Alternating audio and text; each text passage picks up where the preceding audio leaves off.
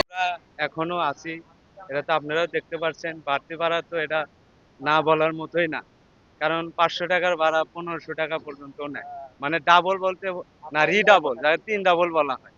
তারপরেও আমরা 7-8 ঘন্টা হয়ে গেছে, এখনো আমরা চান্দুরা থেকে এ পর্যন্ত আসছে।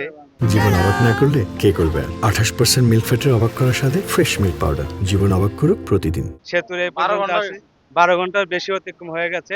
এখন আমরা কখন আমাদের বাসায় পৌঁছাবো আমরা এখনো অনিশ্চিত। তো অবশ্যই আছে, কিন্তু আসলে এটা কি প্রশাসনিক ভাবে অবহেলিত, নাকি প্রশাসন এটা সরকারকে মানে একটা হেনস্থা করার জন্য মানে এই করতেছে আর কি। হ্যাঁ, আমরা তো ভোগান্তির ভেতরে আছি আর কি। প্রতিটিতে এই টাঙ্গাইল মহাসড়কে আমরা জামে থাকি কেন?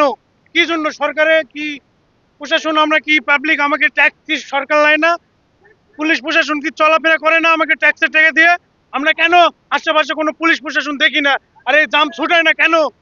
কি জন্য আমরা দিতে যাবো এই 12 ঘন্টা, 12 ঘন্টার বেশি, 18 ঘন্টা আমরা বাজে বসে রয়েছি। সবাই দেখা যাচ্ছে পুরো রাস্তা জাম, আশেপাশে কোনো পুলিশ প্রশাসন নেই কেন? আমাদের অভিযোগ, কোনো পুলিশ প্রশাসন থাকবে না কেন?